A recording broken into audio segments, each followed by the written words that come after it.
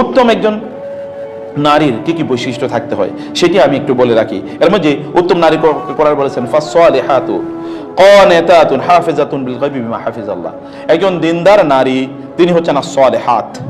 একজন নারী তিনি কখন দিনদার হবেন? তিনি যখন as-সালিহাত মানে সৎকর্মশীলা, ভালো কাজ করেন বেশি, এবং কি তিনি কানিতাতুন তিনি হচ্ছেন প্রচন্ড অনুগতা, বিনয়ী, এবং কি হাফিজাতুন লিল গায়বি বিমা হাফিজাল্লাহ।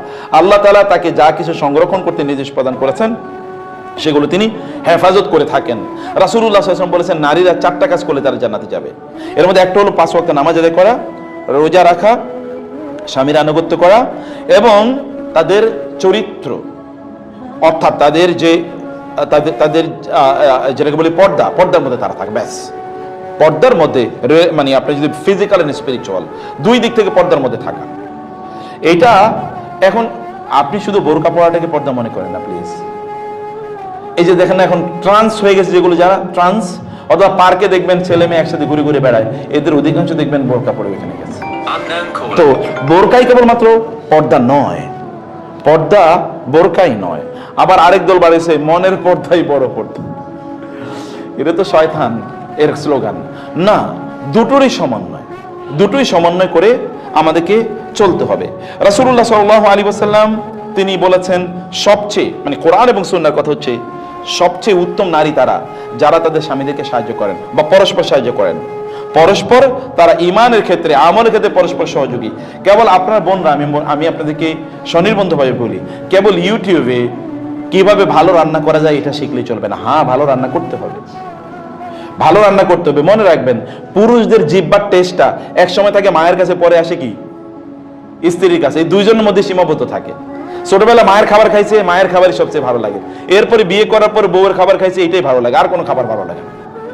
এটা পুরুষদের জিহ্বার টেস্ট। অতএব আপনারা এই তো টেনশন করার দরকার নাই। আমার ওয়াইফ যদি শুধুমাত্র ভর্তা রান্না করে, এতে আমার জন্য যথেষ্ট।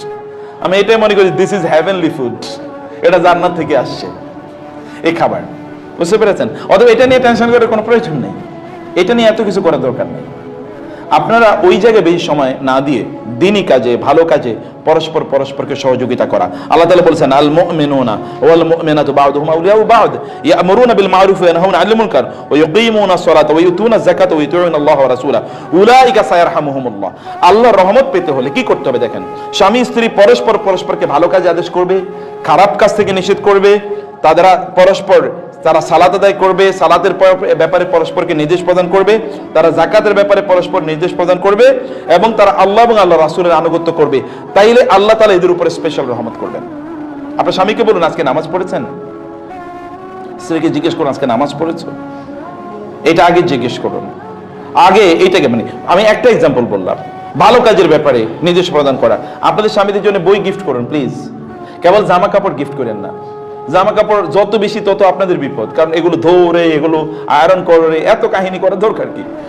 বই গিফট করুন, বই দিয়ে ভর্তি করে দেন, বই পড়ান, পড়ো, আমার পাশে বসো, পড়ে আমাকে শোনাও। আমি আপনাদেরকে বলবো বোনেরা বাজারে যাবেন, সুন্দর সুন্দর বই আছে, বিলিভ মি। আমাদের আজকে 2টা বই আছে এখানে। এটা হচ্ছে মায়েরা আসলে সোনালী যুগের এই যে বড় বড় মানে ইসলামিক স্কলার যাদের কথা বললাম, তাদের মায়েরা কিভাবে তাদের সন্তানকে লালন পালন করেছেন তার উপর একটা বই। আরেকটা হলো গোটা জীবন জুড়ে নাসিহা দরকার আমাদের, কোন পদ্ধতিতে আমাদের জীবনটা পরিচালনা করবো। দুটো বই আপনারা নিয়ে যাবেন, এটা মাস্ট রিড। বাসায় বসে পড়বেন, বাচ্চাদেরকে নিয়ে পড়বেন, পড়াবেন, এবং অন্যদেরকে আপনারা গিফট করবেন, আত্মীয় স্বজনদেরকে, বোনদেরকে গিফট করবেন, বান্ধবীদেরকে গিফট করবেন। অন্য কিছু গিফট করছেন, হাদিয়া, বই, মানে অন্য কিছু যেটা আপনারা ঈদের সময় দিতেন, বাবাকে বই, 1-2টা বই তাদেরকে দেন, কালচার তৈরি হোক। আমি আমার জীবনে দেখেছি বাংলাদেশের একজন বড় ইসলামী ব্যাংকের প্রতিষ্ঠাতা সহ ইসলামিক ইউনিভার্সিটিগুলোর প্রতিষ্ঠাতার মধ্যে একজন, এত বড় স্কলার বাংলাদেশে খুব কম এসছে। আমাকে বলতে চাচা আমি প্রতি মাসে 30-40 হাজার টাকার বই গিফট করি। আমি বললাম সুবহানাল্লাহ, সাদাকায়ে জারিয়ার কি বিশাল বড় কাজ। বান্ধবীদেরকে বই গিফট করেন, তাদেরকে বলেন কিভাবে তারা ভালো মানুষ হবে, আর তারা ভালো মানুষ কিভাবে বানাবে, এটা তাদের মধ্যে তৈরি করা, ওদের মধ্যে সেলফ এস্টিম তৈরি করা, বাচ্চাদের মধ্যে সেলফ এস্টিম। আপনি যদি পরস্পরকে হেল্প করতে যদি চান, Allah will make it easy for you, Allah এটা সহজ করে দেবেন। কিন্তু এতটুকু করা এটা আমাদের জন্য জরুরি, এতটুকু করা, এই অনুভূতি নেয়া, এটা আমাদের জন্য প্রচন্ড জরুরি। এটা আপনারা করবেন ভাইরা বোনেরা, একসাথে ভালো কিছু কাজ করুন, একসাথে নামাজ আদায় করুন। রাসূলুল্লাহ এবং খাদিজা রাদিয়াল্লাহু তাআলা যখন কোরআনে আয়াত নাযিল হলো, ইয়া আইয়ুহাল মুযাম্মিল কুমিল লাইলা ইল্লা কালিলা, রাসূলুল্লাহ সাল্লাল্লাহু আলাইহি ওয়াসাল্লাম এবং খাদিজা রাদিয়াল্লাহু তাআলা দুজন নামাজ আদায় করতেন, এবং সামনে এবং পেছনে। আপনারা জানেন স্বামী স্ত্রী নামাজ আদায় করলে কিভাবে পড়তে হয়, সামনে এবং পেছনে। আমার ওয়াইফকে নিয়ে আমি আমার জীবনে কত নামাজ আদায় করছি আমার মনে নেই, এত পরিমাণ নামাজ আদায় করছে। উনি পিছনে দাঁড়াতেন, আমি সামনে দাঁড়াতাম, বহু নামাজ আদায় করেছে, অসংখ্যবার। সালাত আদায় করুন, একসাথে পড়ুন না। আপনাদের ভালোবাসা বিল্ডিং হোক, ভালোবাসা তো তৈরি হোক, এগুলো করা দরকার। এই সকল ভালো কাজে আপনাদেরকে করা দরকার। কোরআন আয়াত যখন আল্লাযীনা ইয়াকনিজুনা আয-যাহাবা ওয়াল ফিদ্দাতা ওয়া লা ইউনফিকুনা ফি সাবিলিল্লাহ ফাবাশশিরহুম বিআযাবিন আলীম, কোরআনের সূরাতু তাওবার এই আয়াতটি যখন নাজিল হয়, সূরাতু তাওবার এই আয়াতটি যখন নাজিল হয়, তখন সাহাবায়ে কেরামরা তারা কেউ তারা মনে করতেন যে এই যেমন সাওবান রাদিয়াল্লাহু তাআলা বললেন, এই আয়াতটি নাজিল হওয়ার পর সাহাবায়ে কেরামরা কারা মনে করতেন এটা সোনা এবং রূপার ক্ষেত্রে নাজিল হয়েছে। কিন্তু আমরা জানতাম অনেকেই যে আসলে এখানে সোনা রূপার ব্যাপারে আলোচনা করা হয় নাই, বরং এখানে স্ত্রীর ব্যাপারে আলোচনা করা হয়েছে। শ্রেষ্ঠতম সম্পদ হলো কি? কোন একজন ব্যক্তি তিনি অন্য কিছু উপার্জন করছেন, অর্থাৎ স্বর্ণ রূপা এগুলো বাড়ি গাড়ি ইত্যাদির জন্য তিনি দৌড়াচ্ছেন, কিন্তু তিনি তার স্ত্রী, উত্তম স্ত্রী তিনি তৈরি করেন নাই, ওই ব্যক্তি ফাবাশশিরু বিআযাবিন আলীম, ওর জন্য ভয়ঙ্কর শাস্তি আছে। মানে স্ত্রীকে তৈরি করতে হয়। ভাইয়েরা থাকলে আলোচনা ভাইদের জন্য ছিল, কিন্তু আপনাদেরকেও বলবো, আপনাদের সন্তানকে আপনারা বুঝান। আপনার স্ত্রী, আপনার স্বামী হয়তো বা দিনদার না, আপনি তাকে দিনদার বানান। আপনার স্ত্রীকে যদি দিনদার না হয় তাহলে আপনার দায়িত্ব, একটা দিনদার স্ত্রী বানান না। আপনি যদি একজন দিনদার স্ত্রী বানাতে পারেন তাহলে আপনার টেনশন নাই। আর কোনটা আছে, আপনার সন্তানরা দিনদার হবেই হবে। তাহলে ইনভেস্টমেন্ট করতে হবে স্ত্রীর মধ্যে। মূলত সন্তানদের প্রতি ইনভেস্টমেন্ট করার আগে স্ত্রীদের প্রতি ইনভেস্টমেন্ট করতে হবে, তাদের মধ্যে ইনভেস্টমেন্ট করতে হবে।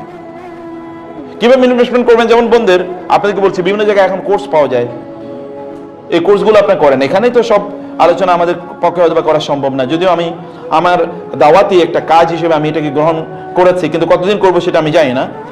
আমি শুধু বলবো আপনাদেরকে যে আপনারা দিনই কাজে বিভিন্ন জায়গায় অন্তর্ভুক্ত থাকেন প্লিজ।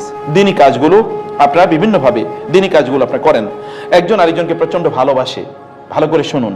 রাসূল ইসলাম বলেছেন, ওয়া নিসাউকুম মিন আহলিল জান্নাহ, তোমাদের জান্নাতি নারীরা কারা? যারা আল ওয়াদুদু, স্বামীদেরকে বেশি ভালোবাসেন, এবং আল আউদু, স্বামীদের কাছে বারবার ফিরে আসেন। স্বামীদের কাছে কি করেন? বারবার ফিরে আসেন। আলা আযাউজিহা আল্লাতী ইযা গাদিবা জাআত, যদি স্বামী রাগ করে তাহলে তিনি স্বামীর কাছে আসেন এবং তার হাতে তার হাতটা রেখে বলেন, সুম্মা তাকুলু লা আযুকু গামদান হাত্তা তারদা, তুমি রাগ করছো কেন? আমি ঘুমাবো না যতক্ষণ পর্যন্ত তুমি আমার প্রতি সন্তুষ্ট না হও। কিভাবে সমস্যা সমাধান করে, কিভাবে সমস্যা সমাধান করে? তো এখন স্বামী রাগ করছে, এরপরে আপনি আরেক বিছানায় গিয়ে এখন থেকে শুইতেছেন, ঘুমাইতেছেন, অথবা রাগ করে বাপের বাড়িতে চলে গেলেন। সমস্যা কি সমাধান হল না জটিল হল? সমস্যা জটিল হল, সমস্যার সমাধান হয় নাই। সমস্যাকে সমাধান করার জন্য স্বামী রাগ করাচ্ছে, তার কাছে গিয়ে বলবেন যে তুমি কেন রাগ করেছো, আমার ভুল হলে আমি ক্ষমা চাই, আদরে তুমি রাগ করো না। আচ্ছা ঠিক আছে, তুমি রাগ করছো, শান্ত হও, আমি তোমার হাতে হাত রেখে, হাদিসে বলছে, রাসূল সাল্লাল্লাহু আলাইহি ওয়াসাল্লাম বলেছেন, এবং সহিহ হাদিস, রাসূলুল্লাহ সাল্লাল্লাহু আলাইহি ওয়াসাল্লাম বললেন, সহিহুল জামিআর হাদিস এটি, যে তুমি যতক্ষণ পর্যন্ত সন্তুষ্ট না হবে ততক্ষণ পর্যন্ত লা আনামু আবাদা, অথবা আলা আনামু, আমি ঘুমাবো না যতক্ষণ পর্যন্ত তুমি আমার প্রতি সন্তুষ্ট না হও, আমি খাবো না যতক্ষণ পর্যন্ত তুমি সন্তুষ্ট না হও, এরকম, বা তুমি রাগ যতক্ষণ পর্যন্ত না কমাও। এরপর দেখবেন তিনি she will start loving you more. স্বামীদেরকে, তাদেরকে ভালোবাসা, আল ওয়াদুদ, স্বামীদেরকে ভালোবাসা, এগুলো যদি আমরা করতে পারি তাহলে পরকীয়া কমে যাবে। এবং স্ত্রীদেরকে ভালোবাসুন, যেটা আমি এর আগে বলেছিলাম, যে পরস্পর গল্প করুন, কথাবার্তা বলুন, গল্প করেন, কথাবার্তা বলেন, হাসতে থাকুন।